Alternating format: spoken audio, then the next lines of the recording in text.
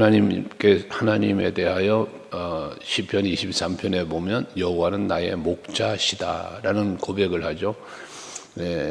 여호와가 나의 목자가 되시다는 고백을 하는 이유인즉슨 목동으로서 당시에 유대인들은 목축업이 주가되는 그런 산업을 했으니까 목동에 대하여 잘 알죠. 목자가 하는 일이 무엇인지를 아는 거예요. 그래서 하나님이 하시는 일을 가만히 보니 하나님은 마치 목자가 양을 보살피는 것처럼 그렇게 자신을 돌보고 있다는 사실을 깨닫고 그런 고백을 한 거지 않습니까? 오늘 여기 시편 기자도 마찬가지예요. 요셉을 양떼같이 인도하시는 이스라엘 목자여 라고 말씀을 합니다. 하나님께서는 항상 택한 백성들을 돌보실 때에 어린 양떼들을 돌보는 것처럼 저들을 돌보셨고 저들에게 은혜도 베풀어 주셨음을 고백하는 거잖아요. 그래서 그렇게 목자로 부르짖고 있으면서 귀를 기울이소서, 또 그룹 사이에 자정하시니요 빛을 비추소서라고 해서 지금 그 어려운 고난 속에서 하나님의 구원의 은혜가 있기를 원하는데 먼저는 기도하는 백성들의 기도에 귀를 기울여 달라는 거죠. 지금 뒤에도 나오지만 부르짖는 그 간구함에 어느 때까지 아버지 하나님이여 그냥 내버려 둘 것입니까? 라는 기도를 뒤에 보면은 4절에 하시잖아요. 백성들이 기도를 하는데 그 기도가 눈물의 기도라는 거예요. 수많은 눈물을 흘리며 하나님께 기도하고 있다는 거예요. 그런데도 불구하고 응답해 주시지 않음에 대한 그 안타까운 마음과 간절한 마음을 가지고 부르짖는 기도를 볼 수 있습니다. 그러면서 빛을 비추어 달라라고도 고백을 하는데 그 빛을 비추시면 민수기 6장에서 약속하신 말씀이잖아요. 여호와께서는 그 얼굴빛을 너에게 비추사라고 말씀하는 것처럼 그 은혜 베푸시기를 원하며 그 얼굴빛 너를 너에게 향하여도사 평강 주시기를 원하노라. 이렇게 축복을 하라고 하고 그렇게 복을 주시겠다고 약속하신 하나님 말씀이니까 얼굴빛을 비추어 달라는 것도 역시 은혜를 베풀어 달라는 것이죠. 그 여호와의 빛은 여호와의 눈이요 여호와의 능력이니까 그로 인하여 고난의 어둠이 사라져버리는 이런 놀라운 은혜가 임하게 될 것 아니겠어요? 그것을 구하고 있다는 것입니다. 그러면서 2절에 보면 에브라임과 베냐민과 므낫세 앞에서 주의 능력을 나타내사 우리를 구원하러 오소서라고 말하는데 여기 에브라임, 베냐민, 므낫세 이 북이스라엘 왕국의 대표적인 족속들이지 않았습니까? 이들이 지금 하나님 앞에 어려움을 당하기 때문에 구하는 거예요. 그러니까 주의 능력을 나타내셔서 와달라는 것이거든요. 유다는 남유다는 바벨론에 의하여 멸망을 당하였고 북이스라엘은 아수르에 의해서 멸망을 당하게 되는데 그 아수르에 의한 멸망을 당하는 이러한 상황에서 하나님께서 능력으로 임하셔서 저들을 건져달라는 것이죠. 지켜달라는 겁니다. 그러면서 3절에 하나님이여 우리를 돌이키시고 주의 얼굴빛을 비추사 우리가 구원 얻게 하옵소서라고 말씀해요. 그러니까 결국 지금 아수르에게 포로로 잡혀가는 이 상황에서 구원해 주시고 은혜 베푸실 수 있는 분은 오직 여호와 하나님, 우리의 목자와 같은 여호와 하나님이심을 믿기에 믿음으로 이런 기도를 드리고 있음을 보는 것이죠. 여러분에게 늘 말씀드리지만 우리가 하나님 앞에 드려야 할 기도는 두 가지, 믿음의 기도, 간절함의 기도라고 그랬잖아요. 그런데 두 가지 다가 믿음으로 드리는 거란 말이죠. 간절함은 어디서 나온다? 믿음이다. 나의 기도를 들어주실 분은 여호와 하나님밖에 없기 때문에 하나님을 믿는 그 믿음으로 간절하게 매달리는 거예요. 야복나루터에서 야곱이 하나님 나에게 복 주시지 않으면 나 놀 수 없어요. 이 말은 뭐냐면 내 앞에 놓여 있는 이 문제를 풀어주시리는 여호와 하나님밖에 없습니다 라는 의미가 담겨 있지 않습니까? 소경 바디모의 부르짖음도 마찬가지. 눈을 뜨고 싶어요. 근데 저 예수님께서 불쌍히 여겨주시기만 하면 내 눈이 뜰 것이라는 믿음이 그에게 있어요. 그러니까 남들은 꾸짖으려도 그는 더욱 소리를 질러가면서 다윗의 자손 예수여 나를 불쌍히 여겨달라고 큰 소리로 외쳤던 것 아닙니까? 그게 믿음이 있을 때 간절함이 있는 거예요. 그래서 그런 간절한 마음을 갖고 시편 기자도 지금 여호와 하나님 앞에 간구하고 있는 것 아니겠습니까? 지금 상황은 아수르에게 멸망당하는 상황이에요. 포로로 잡혀가는 상황이에요. 많은 우리가 백성들이 죽는 상황이에요. 이런 상황 속에서 지키시고 건져주시리는 여호와 하나님이시다. 그러니 기도하고 부르짖는 것 아니겠냐는 거죠. 그렇게 부르짖는데 백성의 기도에 대해서 4절에 만군의 하나님 여호와여 어느 때까지 노하십니까? 지금 저들이 부르짖고 기도하니 이제는 노를 그치시고 저들을 그 고난 가운데서 건져주시기를 구하는데 어느 때까지 그 노를 거두지 않고 계속 두실 겁니까? 라는 원망 어린 기도 같지만 원망이라기보다는 이 상황에서 지키시고 건져주시리는 여호와 하나님이심을 믿는 믿음의 기도를 드리고 있다는 것이죠. 그러면서 자신들의 형편을 고백하는데 5절에 주께서 그들에게 눈물의 양식을 먹이시며 많은 눈물을 마시게 하셨나이다 해서 고통으로 흘리는 눈물 또는 회개로 흘리는 눈물, 저들의 눈에 눈물이 흐르는 것을 말하는 거잖아요. 우리에게는 눈물은 여러 가지 눈물이 있지만 참으로 우리가 흘려야 할 눈물은 회개의 눈물과 감사의 눈물이죠. 뭐 슬픔의 눈물이야 가급적이면 흘리지 않는 게 좋은 것이고, 그러나 우리가 하나님과의 관계 속에서 흘려야 할 눈물이라면 회개의 눈물 그리고 감사의 눈물, 다윗이 흘렸던 감사의 눈물, 회개의 눈물, 침상을 적실 정도로 눈물을 흘리며 회개했던 다윗처럼, 또는 베드로가 다구는 소리를 듣고 예수께서 하신 말씀이 생각나서 통곡하며 울었다는 그 통곡의 눈물, 이게 회개의 눈물이지 않습니까? 우리에게도 이 두 가지 눈물은 항상 있어야 합니다. 그러면 그 눈물은 우리의 심령을 정결하게 하고, 또 그 눈물은 여러분의 영성을 강건하게 할 뿐만 아니라 하나님의 마음과 보좌를 움직이는 기도가 바로 눈물의 기도입니다. 사도 바울이 에베소 교회 장로들을 모아놓고 설교하는 가운데 그런 말을 하잖아요. 나의 모든 겸손과 눈물이며 모든 유대인의 관계를 또 그 시험을 참아낸 것과 등 이런 고백을 하는데, 그런 사역을 했다는 거잖아요. 하나님 앞에 겸손함으로, 또한 하나님 앞에서나 백성들 앞에서는 눈물로, 저들을 사랑하는 마음으로 사역을 감당했다라는 그런 고백을 하지 않습니까? 이것처럼 여러분들의 눈물도 하나님 앞에는 아낌없이 흘리셔야 합니다. 그래서 그 눈물은 결코 헛되질 않아요. 히스기야 왕이 병들어 죽게 되었을 때에 하나님 앞에 그 병을 고쳐달라고 기도하지 않습니까? 그때 이 히스기야 왕의 기도를 들으신 하나님께서 하신 말씀이 뭡니까? 내가 내 눈물을 보았다고 말씀하잖아요. 히스기야 왕이 하나님 앞에 흘렸던 눈물, 그 눈물을 하나님 보셨다는 겁니다. 결코 하나님 앞에 눈물은 헛되지 않습니다. 마치 하나님 앞에 드린 기도가 헛되지 않다는 것처럼 눈물도 결코 헛되지 않으니, 여러분들이 하나님 앞에 회개의 눈물, 감사의 눈물은 많이 흘려도 좋다. 어쨌든 이런 눈물을 저들에게 흘리게 하시는 하나님, 고난 속에서, 고통 속에서 고난을 통하여 흘리는 고통의 눈물도 있지만, 그러나 자신들을 돌아보니 자신들의 죄가 많아. 그래서 우리가 이런 고난을 당하고 있어. 이건 하나님의 진노야. 깨달으는 회개의 기도도 된다는 것이죠. 이걸 어느 때까지 그대로 드실 겁니까? 라는 것이거든요. 그러면서 6절에 보면 우리 이웃에게 다툼거리가 되게 하셨다. 또 원수들이 서로 비웃는다라고 말하고 있어요. 지금 이들이 주변 나라들에게, 이웃 나라들에게 조롱거리가, 비웃음거리가 되었다는 거예요. 또 저들 때문에 다툼거리가 되었다는 거예요. 아수르에게 포로 잡혀가고 바벨론에 포로 잡혀가 이웃 나라들이 이 나라를 삼켜 먹으려고 호시탐탐 노렸던 나라, 공격받는 나라가 되었다는 것 아니겠습니까? 그런 자기들의 형편을 말하고 있는 것이거든요. 우리가 사실 살다 보면 이런 상황 같은 일을 겪을 때가 있죠. 나에게 힘이 되고 나에게 위로가 되고 나를 격려하며 칭찬해 주는 사람보다 나를 조롱하고 나를 비웃고 나를 힘들게 하는 사람이 더 많아 보일 때가 있어요. 분명한 건 내게도 내 편이 되어주신 하나님이 계시고, 또 내 편이 되어 나에게 힘이 되어지는 사람도 있지요. 근데 사람이 힘들다 보면, 고난에 빠지다 보면 그런 힘이 되는 사람이 보이는 것보다 힘이 안 되고 정말 나를 힘들게 하는 사람만 보일 때가 있단 말이죠. 이럴 때는 외로워지기도 하고 힘들고 괴로워지기도 하고 그러는 것 아니겠어요?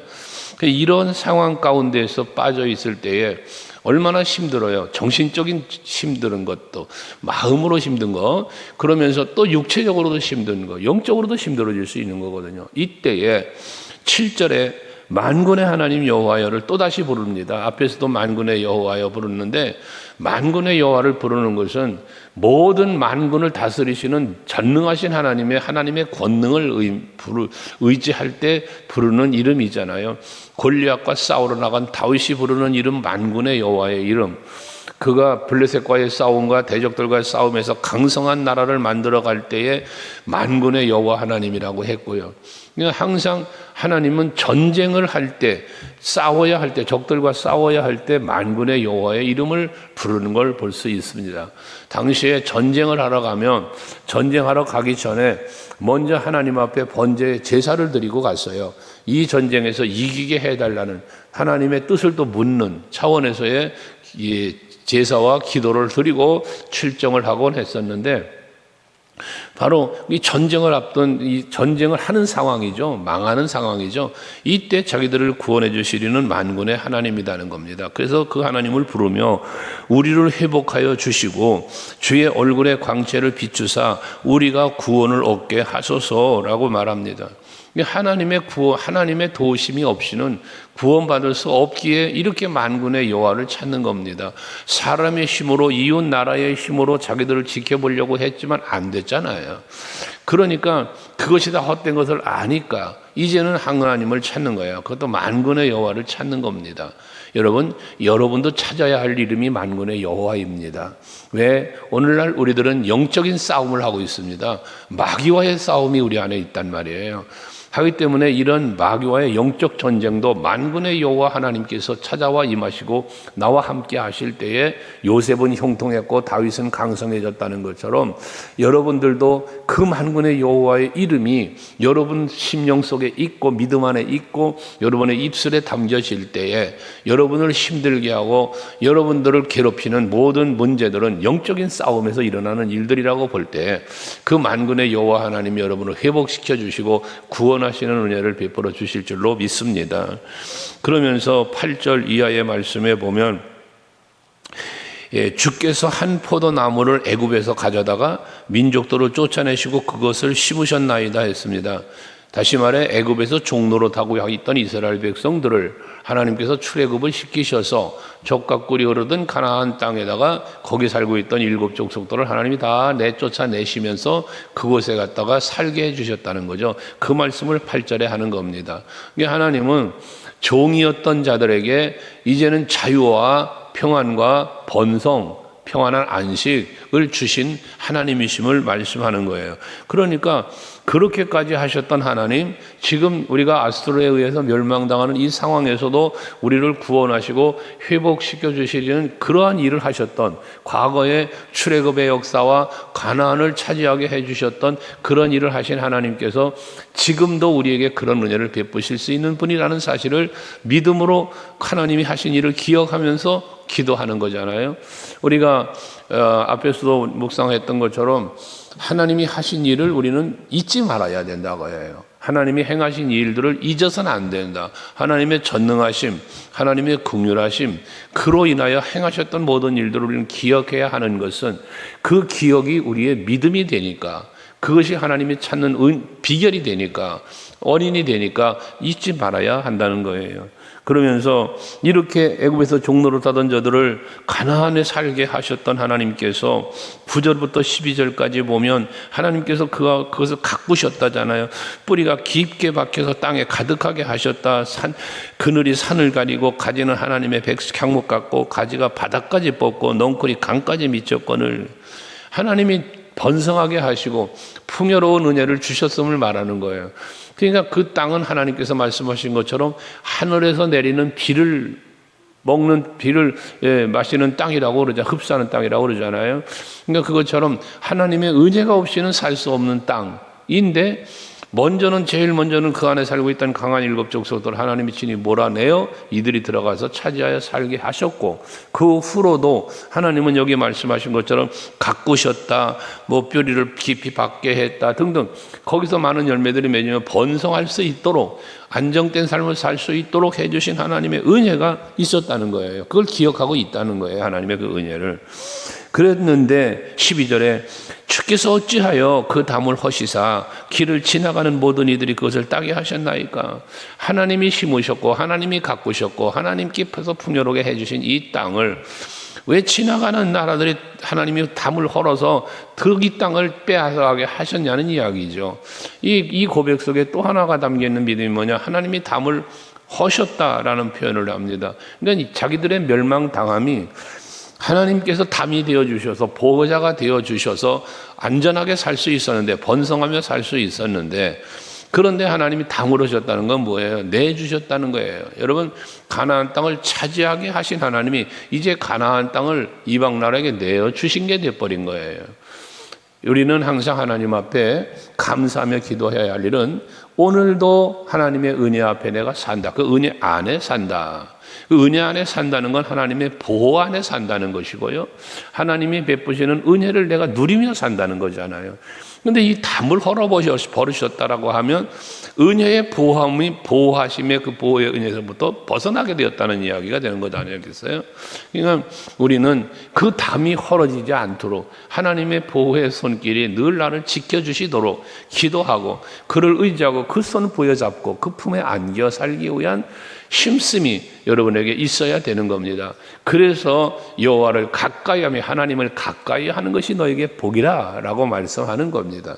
우리는 하나님의 품 안에서 떠나가는 자가 아니라 그 보호함을 받는 자, 그리스도의 사랑에서 우리는 잡힌 바가 되어서 그 무엇도 전쟁이나 기근이나 질병이나 그 어느 것도 그리스도의 사랑에서 끊을 자가 없다고 로마서 8장에서 말씀하는 것처럼 여러분들의 보호하시는 그 보호의 울타리가 무너지지 않고 헐어지지 않고 항상 여러분을 지키시는 하나님의 품 안에서 살 수 있는 여러분 되시기를 바랍니다. 그래서 14절 이하에 말하는 거예요. 만군의 하나님이여 구하옵나니 돌아오소서. 하늘에서 구워보시고 이 포도나무를 돌보소서. 주의 오른손으로 심으신 줄기요 주를 위하여 힘있게 하신 가지니이다. 하나님이 심었고 하나님이 가꾸셨고 하나님께서 열매 맺고 복되게 살게 하신 땅입니다. 그 족속들입니다. 그러니 하나님이여 돌아오셔서 지금 이 울타리를 담을 허셨는데 그 이방 사람들로 이 땅을 차지하게 하는데 가꾼 열매를 따먹겠는데 이스라엘 백성들이 포로로 잡혀가는 걸 표현한 거예요. 근데 이제 돌아오세요 하나님. 그래서 저들을 그러한 것으로부터 지켜주세요. 이 포도나무 지켜주세요. 이거 하나님이 심으신 나무잖아요. 하나님이 돌보시는 가지잖아요. 그냥 도와달라는 거예요. 이 하나님의 보호하심 없이 살 수 없음을 이야기하고 있는 것입니다. 그러면서 17절 이하에 주의 오른쪽에 있는 자 곧 주를 위하여 힘있게 하신 인자에게 주의 손을 얹으소서. 하나님의 손길, 이 손길은 두 가지 손길이죠. 하나는 전능하신 손길, 권능의 손길이요. 또 하나는 긍휼의 손길, 자비로운 손길입니다. 우리는 하나님의 손길을 구할 때 이 두 가지 기도를 하라고 그랬잖아요. 하나님이여 전능하신 손길로 저를 붙잡아 주시고 자비와 긍휼하신 손길로 저를 붙잡아 주셔서 도와달라는 기도를 할 때에 이 기도를 드려야 된다. 그럴 때 하나님은 그 손길로 찾아와 여러분들을 붙잡아 주셔서 18절 그리하시면 우리가 주에게서 물러가지 아니하오리니 우리를 소생하게 하소서. 우리가 주의 이름을 부르리이다 라고 말씀하죠.